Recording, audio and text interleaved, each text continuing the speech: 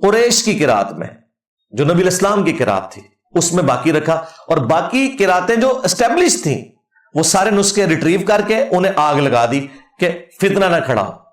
ان کو کسی نے نہیں مشورہ دیا انفی نے کہ جی جناب زمین میں قبر کھود کے امیر المومنین اس میں دفنا دیں، آگ لاؤ گے تو گستاخی ہو جائے گی، اور جاہلو تواڈے بزرگوں نے تانوں غلط دین ہی دسیا۔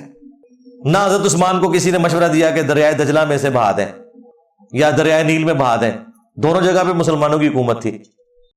سب سے سیف طریقہ یہ ہے، گھروں میں بھی آپ کے پاس جو پرانے قرآن کے اوراق ہوں یا دینیات کی کتابیں یا کوئی ایسی آیات اذکار لکھے ہوئے تو انہیں ردی میں نہ دیں، اور نہ یہ ہونا چاہیے کہ اس طرح کی چیزیں ردی میں پہنچ کے لفافے بن جائیں۔ ویسے تو اب سپریم کورٹ کی اس پابندی کے بعد اب عرصہ دراز سے آپ کو کبھی بھی مارکیٹ کے اندر اس طرح کے کاغذ جن پہ انک کے ساتھ کچھ لکھا ہو، خواہ وہ اخبار ہو یا کتابیں ہوں، وہ نظر نہیں آئیں گے، کیونکہ وہ مضر صحت ہے۔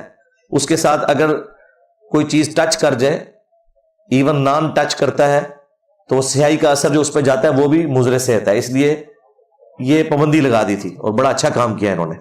بے حرمتی والا ایلیمنٹ تو الگ سے تھا، تو اب وہ ردی آپ نے ظاہر ردی والے کو دینی ہے تو پھر بے حرمتی کا چکر ہو جائے گا۔ تو بہتر یہ ہے کہ گھروں میں آپ ایک آدھ لوہے کی بالٹی رکھیں اپنی چھت کے اوپر، پرانے کاغذ جب بھی جمع ہو اس میں ڈالیں اور ان کو آگ لگا دیں۔ جب ان کی راکھ بن جائے مکمل طور پہ راکھ تو اسے پانی میں بہا دیں۔ ظاہر ہے وہ قرآن تو اب رہا ہی نہیں، وہ راکھ بن چکی ہے۔ یہ سب سے سیف طریقہ ہے۔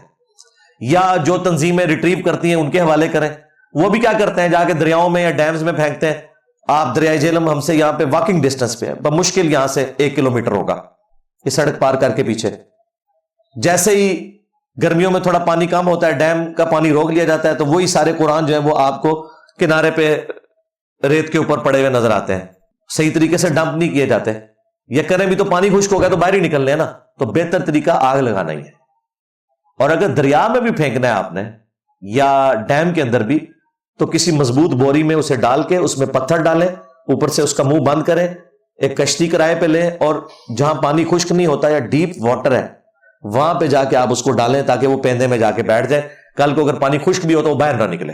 یہ پھر طریقہ، اور یہ مشکل طریقہ ہے، سب سے سیف طریقہ آگ لگانا ہے، لیکن خدا نہ گاڑی کسی سامنے نہ لانا، نہیں تو اگلا نمبر تھوڑا لگ گیا جائے۔